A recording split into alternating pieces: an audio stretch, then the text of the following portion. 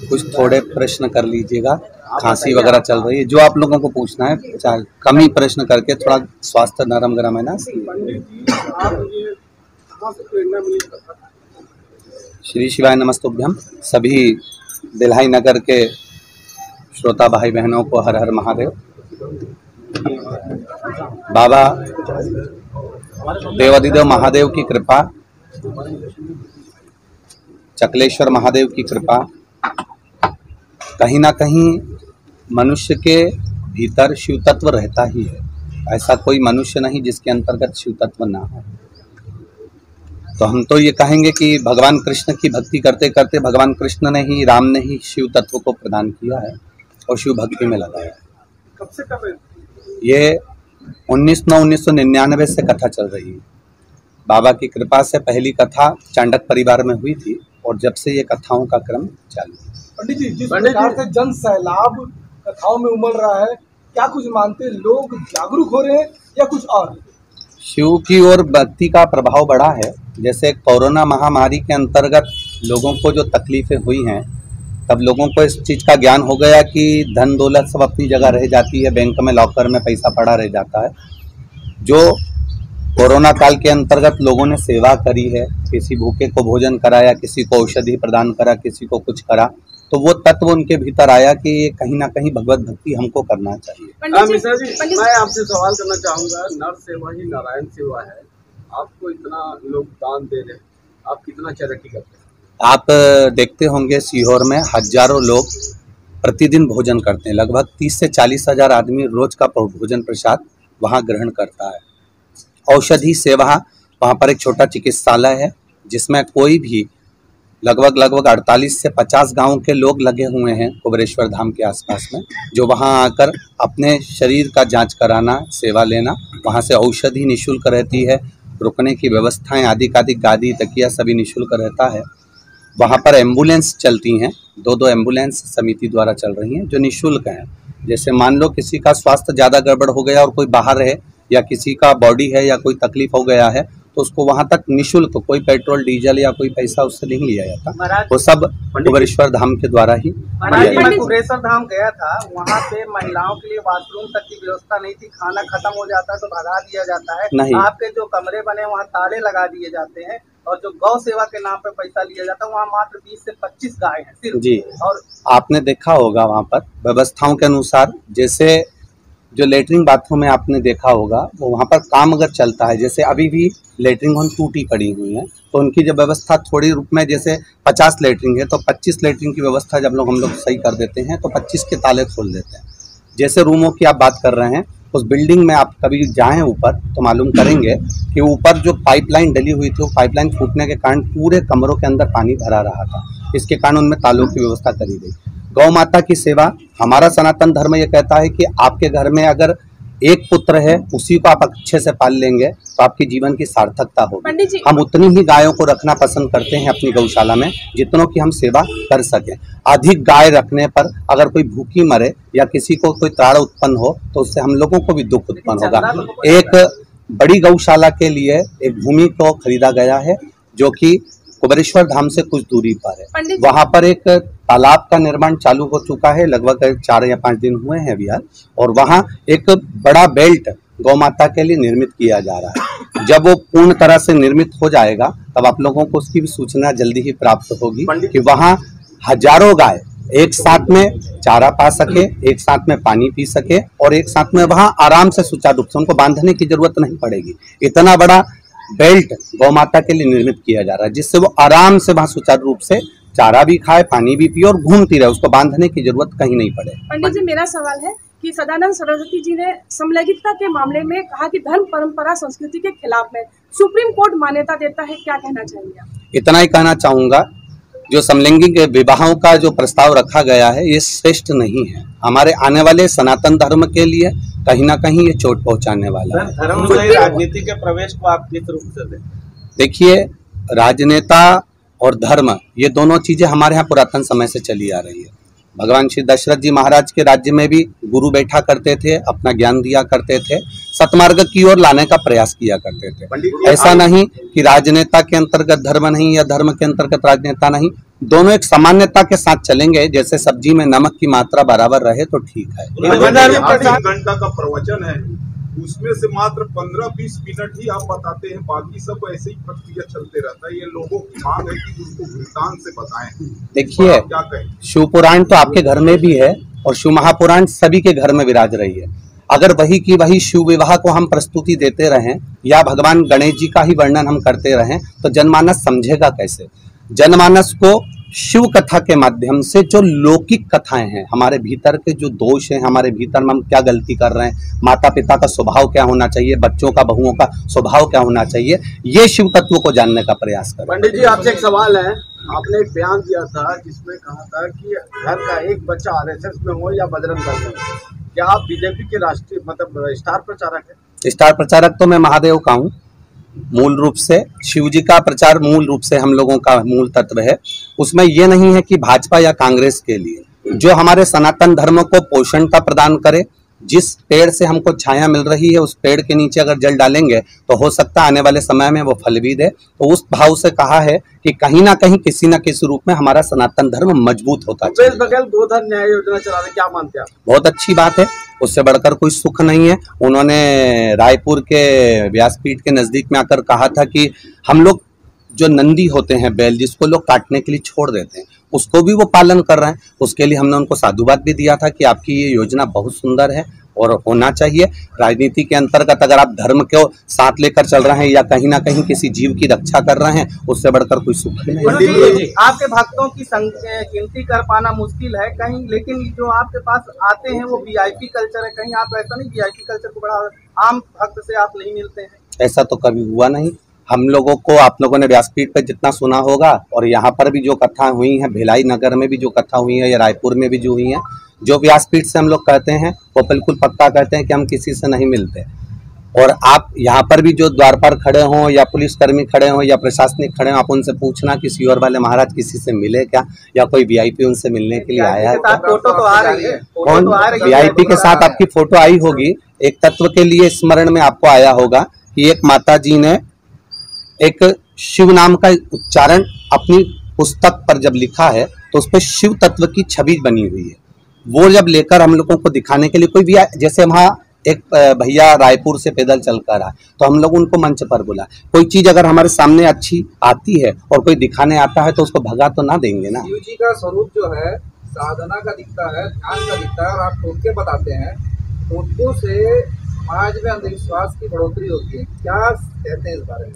एक भी टोटका अगर बताया हो तो आप बताइए कोई टोटका है जो शिव महापुराण में ना लिखा हो। शंकर जी को बेलपत्र चढ़ाना अगर टोटका मानते हो, शिव जी को दूध चढ़ाना या दही चढ़ाना टोटका मानते हो, बेलपत्र पर शहद लगाना अगर टोटका मानते हो, जो नहीं लिखा हो वो जरूर बताइएगा। इसी से जुड़ा हुआ मेरा सवाल है कि आप अपनी कथा के दौरान कईयों को निदान बताते हैं और उसको कई लोग चमत्कार समझते हैं, कुछ लोग उपाय समझते हैं। चमत्कार और उपाय के बीच में विज्ञान कहाँ है? बिल्कुल है ना विज्ञान, क्यों नहीं है। जिस बेलपत्र को लोग मंदिर में चढ़ाकर फेंक देते थे, आज वो बेलपत्र खा रहे हैं। तो जिन्होंने उसको औषधि के रूप में फिर निकालना प्रारंभ करा, आखिर इसमें बेलपत्र में है क्या, तो उन्होंने निकाला ना कि बेलपत्री में ऐसा तत्व छुपा हुआ है जिससे शुगर, बीपी और थायराइड की इलाज हो जाता है। तो धीरे धीरे जब व्यासपीठ से कुछ बोला जाता है तो उसको लोग सर्च भी करते हैं। जब उसको सर्च करते हैं तो उसमें निकालते हैं कि इसमें सब तत्व है क्या, इसमें जल चढ़ाने में क्या तत्व है, भगवान शिव को दही चढ़ाने से क्या महत्व है। ये हमारी जो वेद व्यास जी ने पूरे 24,000 श्लोक में जो शिव महापुराण के अंतर्गत बताया है, तो उसकी महत्वता में एक एक चीज का वर्णन है। बेलपत्री का वृक्ष लगाया है। धर्म बाजार और मुनाफाखोरी क्या कहना चाहेंगे? धर्म बाजार और मुनाफाखोरी, पहले तो उसको डेफिनेट करिए, उसको समझाने का प्रयास करिए। सर 5 रुपए की चीज को पंडित जी 50 रुपए में बेचा जाता है जी, धार्मिक पंडालों के आसपास। जी, इसे आप मुनाफाखोरी के रूप से देखते हैं या फिर? हमने उसका वर्णन कल भी व्यासपीठ से करा है कि आप जो गलत कर रहे हैं उसका भुगतान तो आपको भोगना ही पड़ेगा। हमने ये भी कहा है कि चाहे सीहोर वाला महाराज हो, चाहे दुनिया का कोई संत, साधु, सन्यासी, तपस्वी या साधारण व्यक्ति हो, उसको अपने कर्म का भोग भोगना ही पड़ेगा। आज हमको खांसी चल रही है तो हम ही उसको भोगेंगे। आपका शरीर में ताप है तो आपको ही उसको भोगना, आपका सिर दर्द है तो आपको भोगना। उसी तरह आप धर्म की जगह पर अगर 2 रुपए ज्यादा कमा भी लोगे, मालूम पड़ा वो बाद में डॉक्टर में लग गए या गलत जगह लग गया तो उसका कोई आते हैं। उसके बाद मांस मदिरा का सेवन वर्जित है, लेकिन यहाँ लोग जो आपने करवाया, सैकड़ों लोग मांस मदिरा का सेवन करते हैं। रुद्राक्ष हमने धारण नहीं करवाया, ये हमारे आपने कभी भी हमारे मुख से ये नहीं सुना होगा कि आप रुद्राक्ष को धारण करो। हमारे मुख से ये सुना होगा कि उस रुद्राक्ष को अपने पास में रखिए, उस रुद्राक्ष की महत्वता को जानिए। आप पहन रहे हैं वो मूल है, और मुझे विश्वास है जिसके घर में रुद्राक्ष धीरे धीरे प्रवेश करते जाता है और जो शिव तत्व की ओर जाता है वो अपने आप ही धीरे धीरे मांस मदिरा से दूर होता चले जाता है। ऐसे कई पत्र व्यासपीठ पर रखे हुए हैं जिसमें लोगों ने मदिरा को छोड़ा है, मांस को छोड़ा है। ऐसे कई पत्र व्यासपीठ पर रखे हैं, उसका भी आप अवलोकन करिए। आपका एक तो बयान आया था कि जिसमें आपने संविधान बदलने की बात करी थी, संशोधन की बात करी थी, आपने क्यों कहा था? क्या पहली बात तो कहेंगे कि व्यासपीठ से आज तक संविधान बदलने के लिए बयान नहीं दिया गया। आप कोई भजन गा रहे हो और उस भजन की अगर कड़ी को आप निकाल लेते हो अलग से तो ये आपकी विवेकता है। हमारे यहाँ से, हमारी व्यासपीठ से आज तक ये संबोधन नहीं कहा गया कि संविधान बदलिए। हमारे यहाँ का वीडियो है मेरे पास, भजन आप उसको सुनिए, को बदलना आप भजन सुनिए, वापिस सुनिए उसको एक बार। वीडियो को मुझे भी सुनाने का प्रयास करिएगा। आप मुझे सुनाइए उस वीडियो को जिसमें मैंने ये कहा हो कि संविधान बदलिए। आप उसमें वीडियो में सुनेंगे कि संविधान को बदलो, हमको हिंदू राष्ट्र बनाना है। ये भजन की लाइन है, आप उसको भजन में देखिए। भजन में ऐसे कई लाइनें आती हैं जिसको हम लोगों को आनंद के साथ गाना पड़ता है, भजन का स्मरण करना पड़ता है। अब उस भजन की लाइन को अगर कोई कैच करता है और उसमें अगर गलती निकालता है तो दुनिया में कोई मनुष्य का शरीर ही ऐसा है कि जिसमें गलतियां छांटने के लिए ही हम लोग रहे हो। तो बात आपने कहा था कि अगर बच्चे स्कूल में पढ़ेंगे तो किसी न किसी कंपनी के नौकर बनेंगे, तो आप अपने बच्चों को स्कूल में क्यों पढ़ा रहे? हमारे बच्चे स्कूल के साथ में उनको गुरुकुल की सभ्यता भी दी जा रही है। ऐसा नहीं है, मूलतः हमारा जो संबोधन था उसको आप लोगों ने स्मरण नहीं किया होगा। जो बच्चे स्कूल में कॉन्वेंट स्कूल जो अंग्रेजों ने बनाए हैं, उन्होंने सारे संसार के लोगों को गुलामी देने के लिए बनाए थे।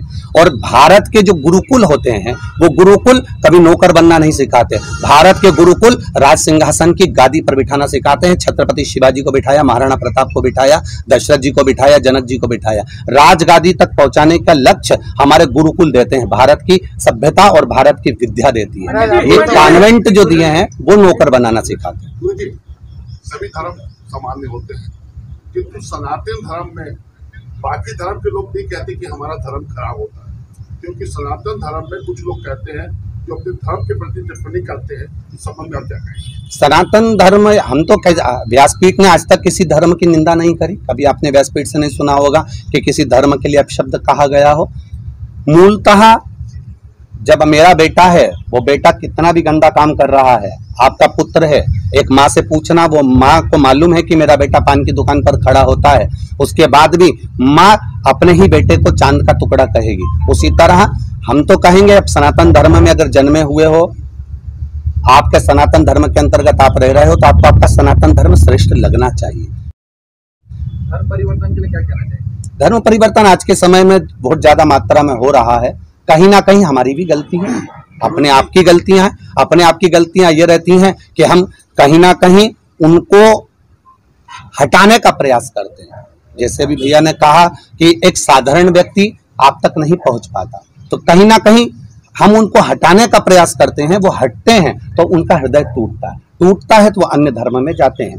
हमारा प्रयास ये रहता है, या हमारा सनातन धर्म का ये प्रयास रहना चाहिए कि ब्राह्मण हो, क्षत्रिय हो, वैश्य हो, शूद्र हो, सभी वर्ण का व्यक्ति जुड़कर जब चलेगा तो हमारा हिंदू धर्म या हमारा सनातन धर्म कभी नहीं टूटेगा। शुरुआत में लोग राम कथा, भागवत कथा कर रहे हैं, शिव पुराण कथा कर रहे हैं, पीछे आपका क्या उद्देश्य, आपने उसको शिव तत्व भगवान शंकर को जानने का एक विषय है। भगवान शंकर को स्वयं ब्रह्मा और विष्णु भी नहीं जान पाए। ये शिव महापुराण तो छोटा सा प्रसंग लेकर इसको जीवन पर्यंत भी लिया जाए तो हम नहीं जान सकते। घर में रहने वाला एक माँ हो, एक पिता हो, एक भाई हो, एक बंधु हो, एक बहन हो, ये सब शिव तत्व के रूप में। उसमें ऐसा नहीं कि शंकर केवल कैलाश पे रहा है। घर में रहने वाला एक एक पिता और माता भी कैलाश से कम नहीं रह रहे हैं। वो भी एकांत में रहना पसंद करते हैं, वो भी अपनी जिंदगी आनंद में जीना चाहते हैं। तो शिव तत्व को जानने का प्रयास करें। राष्ट्र की कल्पना करें, बहुत सारे साधु संत जो हैं वो हिंदू राष्ट्र की बात कर रहे हैं। पंडित धीरेन्द्र शास्त्री जी ने भी कहा, आपकी क्या राय? हमारा सनातन धर्म और ये हिंदू राष्ट्र, हम तो पहले भी कहे हैं, जो बंटवारे के समय चले गया वो चले गया, पर जो आज भारत की भूमि जो है और यहाँ जितने भी लोग रह रहे हैं, चाहे वो किसी भी धर्म के हों, किसी भी वर्ण के हों, वो हिंदू राष्ट्र के अंतर्गत ही रह रहा है। हिंदू राष्ट्र पहले भी था, आज भी और आगे भी रहेगा। उसके लिए विशेष कोई सील ठप्पा लगना मूल नहीं। अभी कैसे जागृत हो गए साधु संत पे, वो हिंदू राष्ट्र की बातें हो गई। अब ये उनकी सोच है, परंतु हमारा भारत तो पहले से हिंदू राष्ट्र है। यहाँ पर जहाँ भगवत भजन है या आदर का, या किसी के दुख को देखकर जो दुखी हो जाए, किसी के सुख को देखकर सुखी हो जाए, केवल भारत की भूमि पर ही एक ऐसा लक्षण है कि आपको तकलीफ है तो पड़ोसी को भी तकलीफ हो जाती है कि क्यों दुखी है। इसको सुख है तो भगवान की कृपा से उसको प्रसन्नता हो जाती है कि उसकी गाड़ी आई है। यह भारत की भूमि का लक्षण। तो यहाँ जहां पर एक आनंद का विषय रहता है, अपने हृदय में किसी के प्रति समर्पण का भाव रहता है, तो हिंदू सनातन धर्म ही हमारा है। जो राजनेता है, सभी धर्म अच्छे हैं, कोई धर्म बुरा नहीं है। अगर आप सत्कर्म की ओर आगे बढ़ रहे हैं, किसी प्यासे को पानी पिला रहे हैं, भूखे को भोजन करा रहे हैं, किसी जरूरतमंद को अगर कोई व्यवस्थाएं दे रहे हैं, तो सभी धर्म अच्छे। महाराज जी, आरक्षण पे पूरे राजनेता राजनीति करते हैं, सरकार बनाते हैं, आरक्षण का मुद्दा लाते हैं। आपकी नजर में आरक्षण कहाँ तक सही है? आर्थिक होना चाहिए, जातिगत होना चाहिए? हमारा तो इतना सा कहना है कि जिसको जिस चीज की जरूरत हो उसको समय पर जरूरत के अनुसार दे देना चाहिए। मूलतः आज अगर दवाई की जरूरत है और वो व्यक्ति हॉस्पिटल में तड़प कर मर रहा है और उसको हॉस्पिटल में दवाई बाद में मिले तो क्या मतलब? आज के हिसाब से जहां किसी को आर्थिक स्थिति की जरूरत है, केवल जातिवाद से मतलब नहीं है, किसी को जरूरत है उसको दिया जाए तो उसको सुख का अनुभव होगा। मूलतः अगर कहीं भगवान ने ये मानव का शरीर दिया है और मानव की देह दी है, तो प्रयासरत रहें कि हमारे शरीर के द्वारा या इस वाणी के द्वारा या अपने द्वारा कोई 10 लोग नहीं बदल सकते, परंतु कोई 4 भी बदल गए ना तो जीवन की सार्थकता होगी। वो 4 भी नहीं बदले, उनको बदलते बदलते अपन स्वयं भी बदल गए ना तो भी जीवन की सार्थकता होगी। राजनीति वाले तो निरंतर आते रहते हैं, पर हमको जाना नहीं शिव तत्व की। एक सवाल आपसे, क्या भारत देश में सनातनी जाग रहा है? क्यों नहीं जाग रहा? अगर सनातनी नहीं जागता तो आज पंडालों में इतना भीड़ ना होता है। आज उनके भीतर भक्ति जागृत हुई है। किसी को यहाँ पर पैसे देकर नहीं बुलाया गया। आप पंडाल में रात्रि के समय भ्रमण करिए, दिन के समय भ्रमण करिए, उनसे पूछिएगा, उनके 200 रुपये 500 रुपये खर्च हुए होंगे, ऑटो में लगे होंगे, तब जाकर वो कथा स्थल पहुंचे होंगे। आज के समय में जो शादी की पत्रिका देने आते हैं वो साथ में रिजर्वेशन भी कराते हैं कि मौसी जी आ जाना, तो भी मौसी जी नहीं पहुंचती है। तो यहाँ तो अगर वो पहुंच रहे हैं तो ये कहीं ना कहीं हमारा सनातन। अगर कोई गरीब आदमी पंडित प्रदीप मिश्रा से भागवत कराना चाहता है तो कैसे कराएगा? इतने कैसे कर पाएगा? पहले तो यहाँ जजमान विनोद जी भी हैं और वो पांडे जी भी हैं, और आगे रायपुर में जो बसंत जी कथा कराए हैं, भिलाई में एक अग्रवाल परिवार ने पूर्व में भी कथा कराई हैं। आप पूरे छत्तीसगढ़ क्या, मध्य प्रदेश क्या, महाराष्ट्र सब दूर जाकर पूछना सीहोर वाले महाराज जी को ये कितना रुपया दिए होंगे, एक बार जरूर जाकर पूछना। 70 लाख 40 लाख किस चीज की 40 लाख? किस लिए का 70 लाख? विनोद जी आकर कहें एक बार कि गुरुजी को 70 लाख रुपए दिए हैं। स्वयं बता दें। विनोद जी आइए बताइए। मैं तो बोल रहा हूँ गुरुजी को कुछ नहीं है। आप बताइए ना विनोद जी, आप यहीं खड़े हुए बिल्कुल मीडिया के सामने बताइए कि गुरुजी ने 70 लाख, 80 लाख, 1 करोड़, 5 करोड़ 50 लाख अगर दिए हों तो एक बार व्यवस्थाओं में जो लगता है वो व्यवस्थाओं में लगता है। भोपाल से इंदौर तक आपकी कथा सुनने के लिए जबरदस्त लोग टीवी में देखते हैं। आपने ऐसा क्या है कि लोग इतनी भीड़ आपको देखने के लिए? ये तो पता नहीं। गुरुजी, यहाँ पर छत्तीसगढ़ नक्सल इफेक्टेड रहा है जी, नक्सल यहाँ पर बहुत है जी। आपके माध्यम से क्या संदेश होगा उनके लिए? इतना ही कहना चाहूंगा कि प्रयास रहे कि हमारे जो सैनिक भी लगे रहते हैं, पुलिसकर्मी भी लगे रहते हैं, या सुरक्षा के जो भाव लगे रहते हैं, ये कहीं ना कहीं हमारे भारत की भूमि को या हमारे धर्म को जोड़ने का काम करते हैं, तोड़ने का काम नहीं करते। तो इतना जरूर कहना चाहूँगा कि नक्सल एरियो में जहाँ कहीं भी इनके ऊपर जो आक्रमण होता है और इनका परिवार बाद में रोता है या उनको तकलीफ होती है, वो कहीं ना कहीं बद्दुआ हमको भी नष्ट कर देती है। तो प्रयासरत रहें, अपने जीवन को अच्छा बनाने का प्रयास करेंगे तो जीवन सार्थक। पंडित जी, एक सवाल मेरा है, आप धर्म का प्रचार कर रहे हैं, पंडित धीरेन्द्र कृष्ण शास्त्री भी प्रचार करते हैं, पर कई बार वो ऐसी टिप्पणी कर देते हैं जिससे विवाद उत्पन्न हो जाता है। आज भी उन्होंने ऐसी कोई बात कही है, क्या कहना चाहेंगे आप?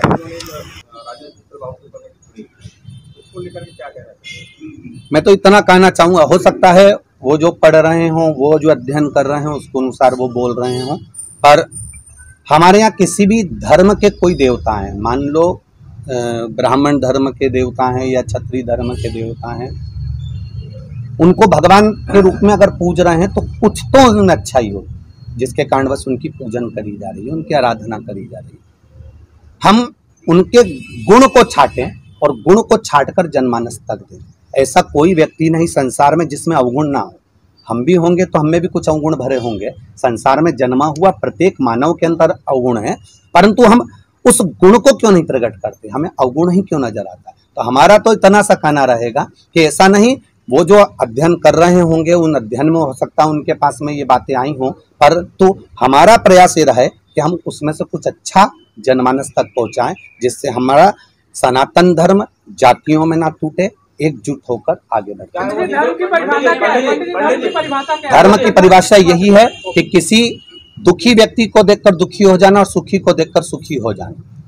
उसके जीवन में अगर कहीं कष्ट है और आप आगे बढ़कर उसका साथ दे रहे हैं तो हमारा वो सनातन धर्म है। मतलब आप उसके लिए अग्रण्य हैं, खड़े हैं। उसको ये नहीं कि मेरा पिता ही होगा। एक लड़की कुंवारी अवस्था में जा रही है और उसका पिता उसके साथ में है, तो उसको लगता है कि मेरा बाप, मेरा पिता मेरे साथ में, मेरे को कोई आंख उठाकर नहीं देख सकता। सनातन धर्म की मूलता ये रहती है, जब आप एकांत में भी निकल कर जाएं और आपको किसी का भय ना हो, तो समझ लो कि सनातन धर्म जागृत हुआ है, उसमें कोई आपके ऊपर उंगली नहीं कर सकता। गुरुजी, ये आखिरी प्रश्न जी, यहाँ सारे धर्म जाति के लोग रहते हैं गुरुजी जी, आखिरी संदेश आप क्या देना चाहते हैं भिलाई वासियों? भिलाई वासियों को इतना ही कहना चाहूंगा कि जैसे भिलाई में लोहे का खान माना जाता है, इस्पात नगरी कहा जाता है, तो जैसे लोहा बहुत कठोर होता है और इतना कठोर होता है कि वो तलवार बनकर कईयों को काट देता है, पर लोहे से भी ज्यादा कठोर होती है अग्नि, जो लोहे को गला देती है। अग्नि से भी ज्यादा, अग्नि को लगता है कि मैं कठोर हूं, तो अग्नि से ज्यादा कठोर होता है जल। जो जल एक लोटा पानी अग्नि को बुझा सकता है। अब जल को लगे कि मैं कठोर हूं, तो जल से ज्यादा कठोर होता है मनुष्य, जो उसको लोटे में भरकर निगल जाता है। पर मनुष्य से ज्यादा कठोर होती है उसकी बीमारी, जो अच्छे अच्छे पहलवान को भी निगल जाती है। उस बीमारी को निगलने वाला अगर कोई होता है तो वो परमात्मा की भक्ति होती है। एकांत में जब पड़े रहते हो तब कुछ भी याद नहीं आता, तब केवल भगवान ही याद आता है। उस समय डॉक्टर भी कह देते हैं कि अब उस पर भरोसा रखो, अब हमारे हाथ में कुछ भी नहीं है। तो उस भक्ति में संसार का मनुष्य लगे तो उसकी जीवन की सार्थकता हो। हर हर महादेव। गंगा का जो आगमन होता है घटा से होता है, ऐसा प्रकट है। भारत की व्यवस्था बदलती है गंगा के आने के बाद। उस दौरान जो कठिन परिस्थितियों में गंगा का आगमन किया गया था, वो राम के कुल से किया गया था। इस विषय में उस कठिन परिस्थिति में मानव ने कैसे उस जगह तक पहुंचे थे और किन कर्मकांडों का उपयोग किया था, जबकि आज कर्मकांडों का बढ़ावा हो गया कलयुग में। उस समय क्या उन्होंने जो मेहनत की थी, कई पीढ़ियां उनकी समाप्त हो गई थी। उस दौरान जो घटना घटी थी और जो उन्होंने साधना का उपयोग किया था, उसके बारे में क्या कहते हैं? कर्मकांड का प्रयोग उस समय पर तो उन्होंने जो किया वो केवल साधना का किया। भगवान की भक्ति इतनी करी, इतना विश्वास रखकर करी कि उनको लग गया था कि हम गंगा को पृथ्वी पर लेकर आएंगे। कोई भी एक लक्ष्य होता है। हमारे यहाँ कहते हैं कि अगर पानी निकालना है तो मालूम पड़े एक कुआं यहाँ खोद दिया 10 फीट 20 फीट का, दूसरा वहाँ खोद दिया 20 फीट का, 50 फीट का वहाँ खोद दिया, 60 फीट का वहाँ खोद दिया, एक भी कुएं में पानी नहीं आया।